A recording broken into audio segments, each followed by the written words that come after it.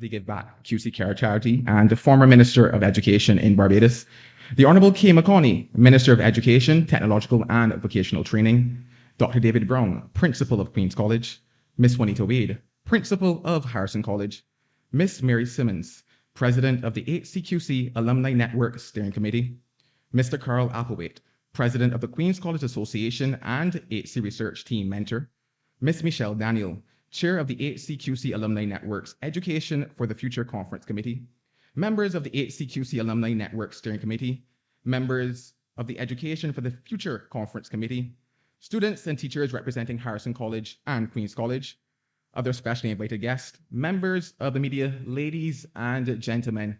Good morning. I know it's a little early. I haven't been at school in a long time, but good morning.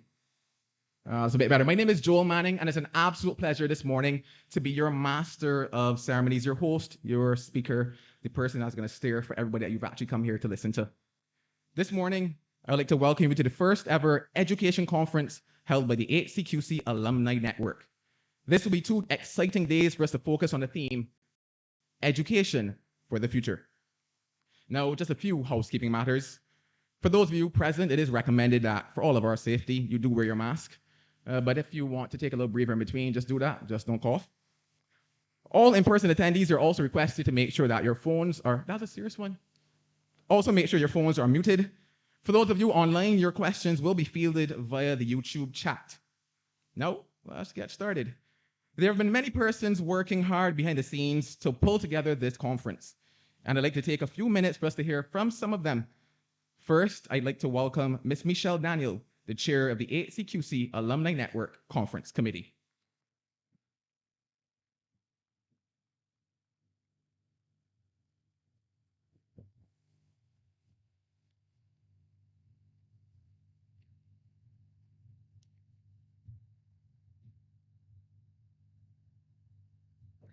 Oh, this is wonderful.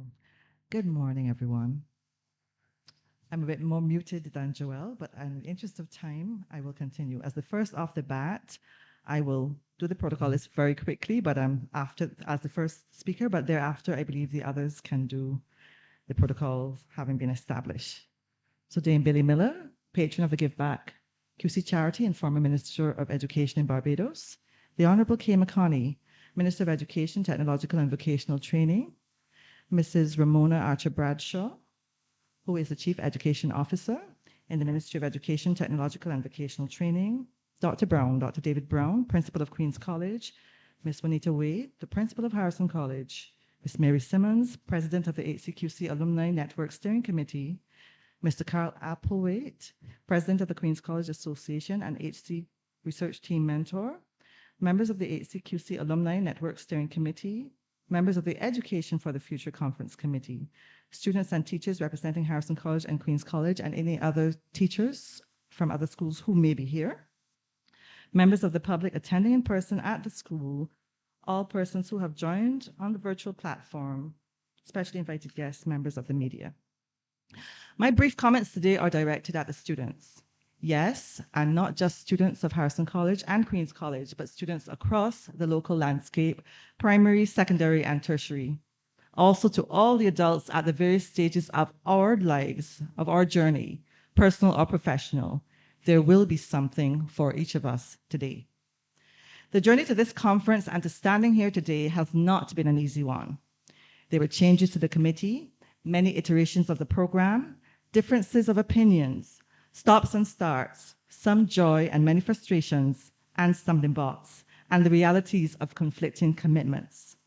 Despite all of the foregoing, there was a determination to execute because of the reason it was first conceptualized. In a nutshell, to ensure that you, our students, can grasp the magnitude of all the potential that lies at your fingertips now and in the future, and for you to be ready. That is lesson number 1. Keep going if you believe, and find persons who can work with you. Teamwork is essential. That's lesson number 1. So today, as we listen to the contributions of the excellent presenters and speakers and participate in Education for the Future, Barbados in the 21st century and beyond, there are just a few additional lessons, and hopefully we will learn something. perseverance. Have you ever failed at something and given up after the first try? Multiply that by 5,126 because that's the number of failed prototypes Sir James Dyson went through over the course of 15 years before creating the eponymous best-selling bagless vacuum cleaner that led to a net worth of $4.5 billion. Do not be deterred or dissuaded. Choice. Realize the power of choice and of being able to combine all kinds of subject areas to realize your personal goals. That was not possible in the true sense of the word 10, 15, or even 20 years ago, and it can only get better. There are many more personal stories that I can share in terms of my life at school, but there's not sufficient time for that. Dream big and aim high. Yes, your idea may sound far-fetched, and there may be naysayers. But if you believe in it, feel passionate that it's something that you must do because it may revolutionize the world, solve a problem, or meet a need, approach it with dogged determination. Possibilities. This is a quote from a gentleman or a lady called Shel Silverstein, and I thought it was apt. Listen to the mustn'ts, child. Listen to the don'ts. Listen to the shouldn'ts, the impossibles, and the won'ts. Listen to the never haves, then listen close to me. Anything can happen, child. Anything can be. Exposure. Push the envelope in terms of your educational dreams. Invest the time to seeking out persons you admire. Read about them. Find ways to meet and interact with them, if possible. And even if you're shy, find ways to suit your personality that will allow you to explore the full potential of all that lies within you, whether in the traditional or non-traditional fields. Fear. Yes, you may be unsure. We may all be unsure. That is natural. By whatever means necessary, be it prayer, talking to a friend, parents, a mentor. If you know and you believe in your heart that this idea, this design, song, prototype is meant to see the light of day, or that you must do that degree in oceanography or aquatic choreography or whatever no one has heard of, find ways to push past that fear and uncertainty because someday some of you will be educators as well. And so you need to think, what did I not get when I was here that I can do differently for those to come? So as I close, these 2 days have been packaged for varied stakeholders. For you, the students, to really imagine what may lie ahead for you and to be able to grasp fully all that lies ahead in terms of what you can create and unveil to the world, even as educators yourself. For the adults in and out of the educational space, to imagine what could be and create the playing field needed. For the policymakers, current and successive governments, to continue to survey the regional and international landscape to ensure that this country and our children are always poised and ready. For parents and for all adults, in this year 2020, if it's being done, to avoid pigeonholing children and young people and even ourselves until we die. Each one of us has growing to do. We do not know it all, and in each of us, there may be a treasure remaining to be unwrapped. So seize these 2 half days for all that they represent. Listen, participate, and embrace. I thank you.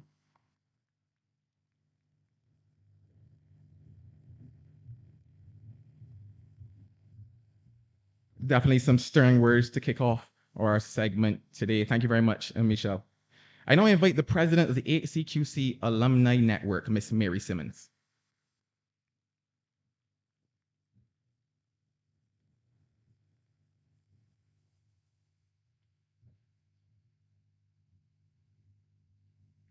Distinguished guests, ladies and gentlemen, all protocols having been duly observed, it is my pleasure to be here and to offer these few remarks on behalf of the steering committee of the Harrison College, Queens College Alumni Network, comprising representatives of the Alumni Association chapters in Barbados, Canada, and the USA, accompanied by the PTAs and the boards. We are pleased to see this event come to fruition, as this conference has been in gestation for 2 years, delayed by the COVID pandemic. Without the commitment of the two principals and the work of the conference committee, headed by Michelle Daniel, and comprising Laura Nichols of Harrison College, Kathy Daniel of Queen's College, and Rochelle Franklin of Harrison College, and Carl Applewhite, who played a dual role of being a committee member as well as being the teacher who was supervising the research at Harrison College. There are many others, too many to mention, but we must express appreciation to our keynote speakers, the Ministry of Education, the University of Georgia, as well as the panelists and student presenters, and of course, those who contributed generously to our work. Deserving special mention are OSI Computers, Southpaw Graphics, and Career Coach.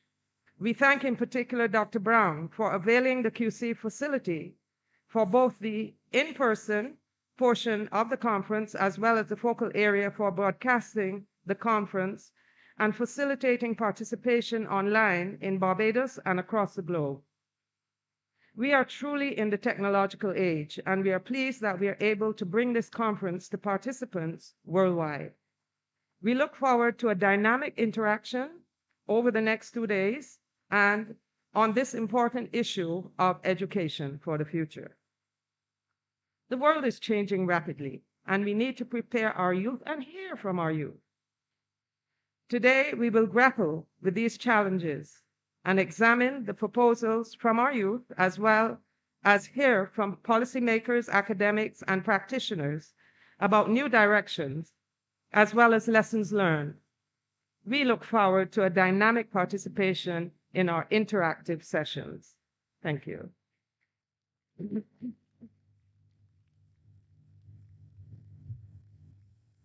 Delayed but not denied. Thank you very much, Miss Mary Simmons. Our next speaker started as my deputy principal here at Queen's College and transitioned over to Harrison College to be their principal. Everybody, please welcome Miss Juanita Wade.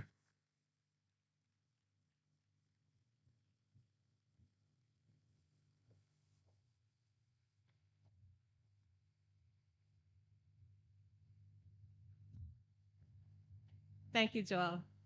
I do recognize that the protocol list has already been established, but I really do want to greet everyone, so please permit me. Dame Billy Miller, patron of the Give Back QC charity and former Minister of Education in Barbados. The Honorable Kay McConney, MP, Minister of Education, Technological and Vocational Training. Chief Education Officer, Dr. Ramona Archer Bradshaw. Dr. David Brown, my mentor, Principal of Queen's College. Ms. Mary Simmons, President of the HCQC Alumni Network Steering Committee. Mr. Carl Applewhite, President of the Queen's College Association, and the Sixth Form Yearhead at Harrison College. Ms. Michelle Daniel, Chair of the HCQC Alumni Network's Education for the Future Conference Committee. Members of the HCQC Alumni Network Steering Committee. Members of the Education for the Future Conference Committee. Students and teachers of Harrison College and Queen's College, members of the public attending in person and online, and other specially invited guests, members of the media, good morning. It is a pleasure to be here this morning. The mission of Harrison College is to make all of its students self-reliant, curious, thoughtful of others, and capable of using their learning for the good of others in an interdependent world. As we look to the future of education for our young people, my brief remarks this morning will focus on what Harrison College is doing to prepare our students to live in that new world. In order to do this, I will focus on 3 initiatives. First of all, our student exchange. Part of the mission of the Ministry of Education, Technological and Vocational Training is to assist in the development of responsible citizens who display positive social behaviors and are disciplined, industrious, creative, and confident, and who can function in a modern society. We believe that this first program gels very well with both the ministry's mission and the mission of Harrison College. We therefore initiated an upper sixth form student exchange program with Campion College, the top performing high school in Jamaica. This initiative was undergirded by the position of Gaia 2015, who posited the idea that having an academic experience abroad contributes to students' personal and academic development while helping them to grow in global and cultural awareness. Increasingly, this is becoming an institutional goal of particular importance in the 21st century. This exchange allowed both the Barbadian and Jamaican students involved to think of a regional or international experience as an essential component of their education. It seeks to impact four main areas of student development: academic advances, intercultural sensitivities, personal goals, and professional benefits. The choice of the top performing school in Jamaica demonstrates our desire to expose our staff and students to excellent pedagogy, perhaps different methods, thereby resulting in increased performance by all stakeholders. In addition, the identification of a regional territory provides an opportunity for students' sensibilities to be widened as they are exposed to regional issues which they may have to confront in the future. It is intended that students will become more flexible, creative, and innovative while forging friendships as a result of these initiatives. Our students are looking forward to hosting the Jamaican students at Harrison College in the new year and to the next trip that our students will make in the 2023-2024 school year. The second initiative about which we are excited is the refurbishment of our greenhouse. At Harrison College, our plans for education reform will see a refurbished greenhouse at the center of scientific studies with an emphasis in the future on biotechnology. We have identified mathematics and science as areas of excellence for Harrison College and want to see the students study more of the science related to food production and therefore food security. The COVID-19 pandemic, the war between Russia and Ukraine, and the concomitant food shortages we are experiencing resulting from problems with supply chain have shown us that food security is an area which is critical for our survival. For if we cannot feed our people, no other sophisticated systems will matter.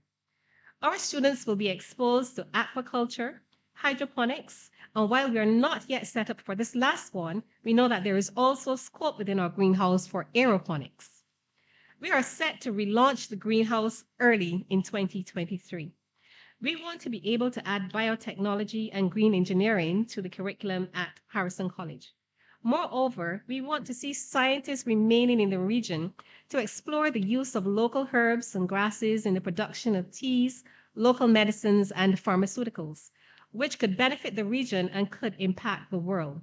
Wouldn't it be wonderful to find that elusive cure right here on our shores for some of our non-communicable diseases? And thirdly, coding and robotics.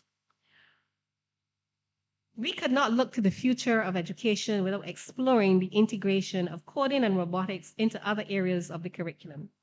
We want to ensure that teachers are trained in the implementation of new technologies as we seek to bridge the gaps left by COVID-19 and to help our students to be ready to construct their places in a post-COVID-19 world. All of our first formers and all of our third formers are being exposed to coding in some form or another. We look forward to the assistance of the HCQC Alumni Network in order to make this desire become a reality where we could finally have our robotics laboratory. Our students continue to work hard on their academic pursuits. Since 2020, the beginning of the COVID period, the school has produced 24 Barbados government scholars and 52 Barbados government exhibitioners. In addition, one student was also awarded the Aubrey Cullimore Scholarship. Staff and students must be commended for their resilience in the face of the adversities of the last 2.5 years. Our students continue to gain places among the top 10 performers in the region and must be applauded for these performances, given the circumstances. Most of them go on to the 3 campuses of the University of the West Indies or venture further afield to universities across the globe. We have attempted to return to some sense of normalcy including our participation in the traditional sports of basketball, cricket, athletics, football, and volleyball, and most recently into school swim sports, where we emerged as champions in both the boys and girls competition. But we are cognizant that the world will never be quite the same. We will therefore take the lessons learned as we adopt and adapt while not compromising the quality of the education which we offer. We will continue to prepare our students for the future to be the well-rounded global citizens who will go on to impact their world.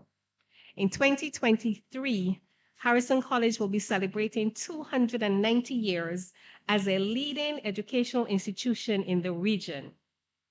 This has not been an easy path, but with God's help, we will continue to look to the future with optimism and enthusiasm. Ladies and gentlemen, thank you.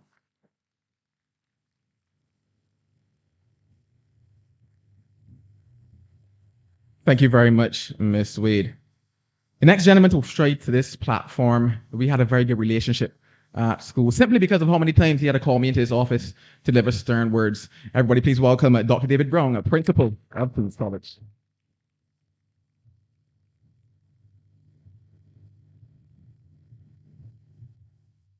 Protocol being established, I want to seize the opportunity to welcome the principal and staff and students of Harrison College to Queen's College. I look forward to this conference today. The conference has come along at a very critical time in the history of Barbados. 2 years after the devastation of pandemic, COVID-19, but it has exposed the frailties of our society, economy, and our educational system. In our economy, we realize that we can no longer put all our eggs in the tourism basket. That is very clear to us. We are toying in Barbados with the idea that we are going to transform our economy and we are going to become a biotech island. I want to say to the principal of Queen's College, we have a greenhouse in mind and cosmetology, and we are going to take that to a different level. So I am there with you, running with you. In terms of our society, it appears as though it is degenerating into a lawless society spearheaded by the youth. Our educational system has been disrupted. The central theme for this conference this morning is about education in the future. And I'm looking forward to hearing from the young people of Harrison College and Queen's College what the future in education should be like. Are we going to educate for the moral imperative? Are we going to prepare special worker for the workforce? In this small island, we have been toying with the idea that I heard the Prime Minister talk about a few days ago. Barbados is the most easterly of the Caribbean islands. What is the advantage to Barbados of being the most easterly Caribbean island? Jamaica is close to the United States. They're hosting more than 3 million tourists so far. I visited the Bahamas in 2017, and as the plane was landing, I saw what the Bahamas was all about. The number of private jets there on the tarmac. It is close to the United States. What is the advantage for us? Now, I have had the opportunity to witness and to see our group give their presentation. Believe you me, it is exciting. I know Harrison College is going to produce a very exciting presentation, and we are going to have conference with a lot to think about. So as far as I'm concerned, let this conference start. I want to hear the youngsters. Ladies and gentlemen, welcome again to Queen's College.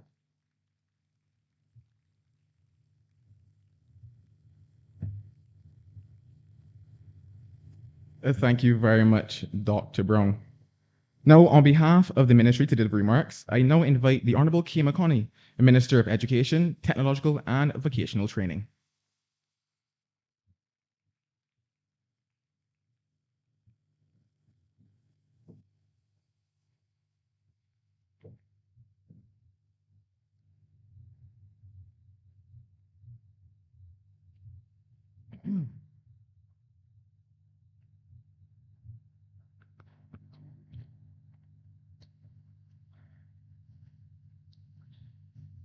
Further looks, I greet you as an alumnus of Queen's College, 1984.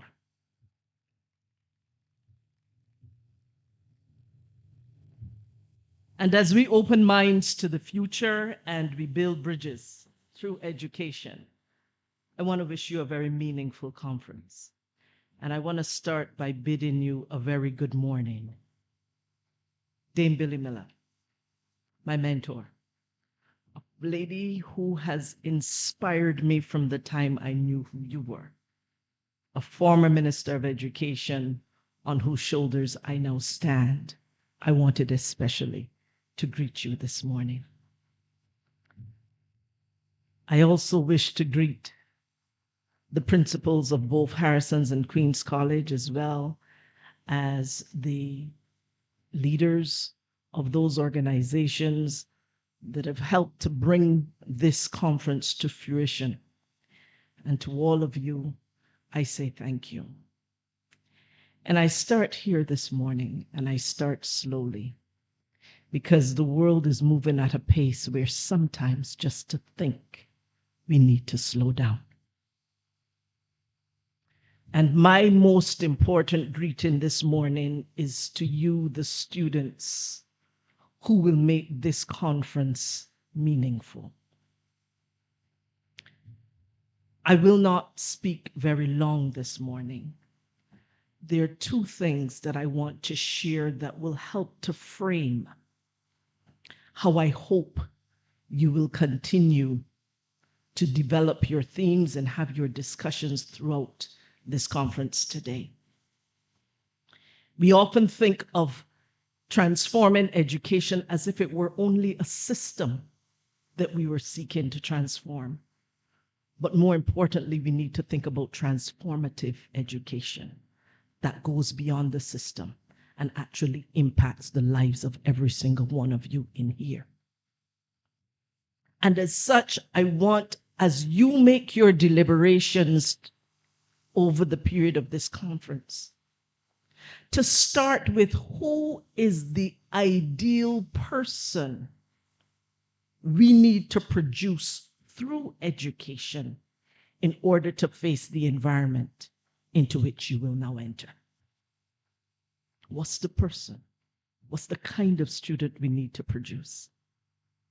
And I want to share with you that the heads of governments of CARICOM already started to think about this.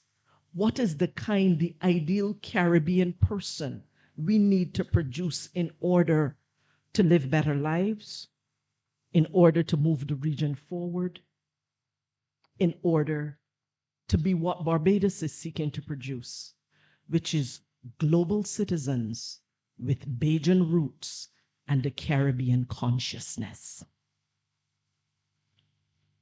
What are we seeking to produce? Global citizens with Bajan roots and a Caribbean consciousness. And with your permission, do I have your permission to share with you some of the thoughts of the heads of government? I do. The heads of government, they thought that the kind of persons you all need to become and the kinds of persons our education system and our entire Caribbean civilization needs to be producing at this time are these. And it's a list, but I don't want you to memorize the list. I want you to appreciate each aspect and see yourself in it.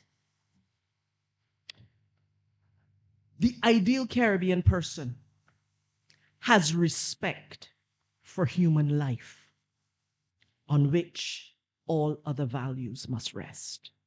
That was number one. Sees ethnic, religious, and other diversity as a source of potential strength and richness. I don't want you to take notes. I see someone taking notes. I just want you to listen. Don't memorize it. Don't take notes. Simply see yourself in it. The ideal Caribbean person is aware of the importance of living in harmony with the environment. The ideal Caribbean person has a strong appreciation of family and kinship values and community cohesion and a moral responsibility for and accountability to self and community.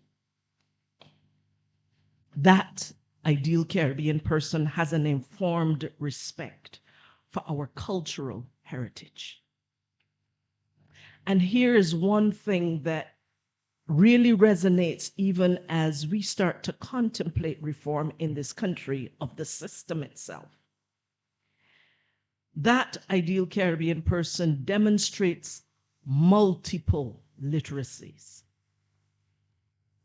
As many of you know, there are multiple intelligences. Our children learn differently and they are good at different things. Our system has been a system that has relied on academics and academics in a way that sometimes we need also to make sure that there is an emphasis on other things such as social and emotional learning, technical and vocational training. And that's why I'm happy to hear Principals Brown and Principals Wade speak of cosmetology, which is part of that technical and vocational side, and speak of agriculture and agricultural side, which in fact not only speaks to the academics of things, but also not only what our students will know, but what is it they can do at the end of their time. It speaks of not only demonstrating multiple literacies and intelligences, but independent and critical thinking, where those of you here will question, we want you to question the beliefs and the practices of the past and of the present, and to bring this to bear on your innovative application in science, technology, and problem solving in all areas of education. We want you to demonstrate a positive work ethic, to value creative imagination. We want you to have the capacity to create and take advantage of opportunities and to maintain your physical, mental, social, and spiritual well-being. We want you to nourish in yourself without any prejudice to gender. We want you to develop yourself to your full potential. And finally, we want to make sure that you are the kind of ideal Caribbean person who really respects the differences and the similarities between male and females and see this as a mutual strength. It was a lot for me to share, and as I said, I didn't want you to memorize it, but understand that what we are trying to create in the future of education is not just those persons who have passed exams, not just those persons who are defined by scores and the A's and the B's and the scholarships and the exhibitions, but we really want to create a whole person, and the future of education requires that we make certain shifts. And I say to you, it is time for a shift. Why is it time for a shift? Because of the environment we live in.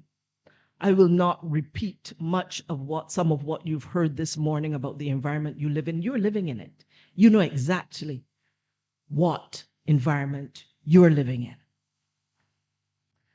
And I am sure that if I asked many of you, and especially many of the people, your teachers and the ones sitting directly here to my left, How has the world changed in the last 10 years, the last 20 years, the last 40 years, the last 200 years, or the last 130 something years of Harrisons and Queens? You would all say the world has changed. Yet still the system that the education system we are in now, it is dated and it was suited for a different time. It has served us well. It has produced many of the people you see here, and you have many stars that you have celebrated over the years. Understand, though, that the world has changed and it is not changing back. And to continue to use a system that no longer serves the future is putting a noose around our neck as a country and as a region. So what is the world in which our young people must live and create a livelihood? It takes at this time a whole system approach, and we must set our young people up to meet the imperatives of the time, to cater to their interests, which is also their dreams and their goals, and to look out for their well-being.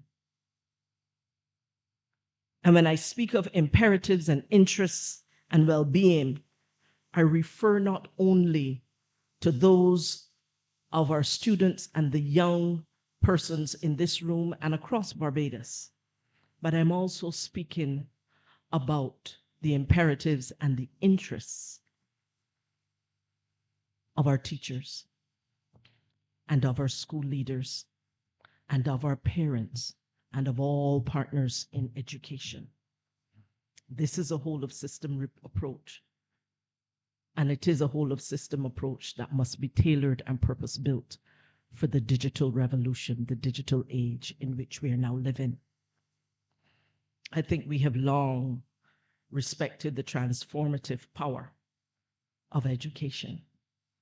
And we now have in our hands the opportunity for us to move forward in a very meaningful way. Tell me, can you relate to these? As I call them, tell me if this is the reality you are facing. We are at a time when you, all of our students here, must be able to cope with change that's coming faster than it has ever come in our lifetimes, and perhaps the slowest it will ever be again. Are you experiencing that? Are you experiencing that? You're allowed to answer back. Are you experiencing the fact that we are at a time when our systems must cope with disorientation that is created by our ongoing technological disruption, and that we have to rebalance at every level? Are you experiencing that disruption and that disorientation? Yes, you are. Are we at a time when we are experiencing economic turmoil and crisis? And have you been hearing what the economists around the world are saying? They're saying that this is perhaps, the coming years will perhaps be the worst that we have seen since the Depression of the 1920s. Are you feeling the pinch?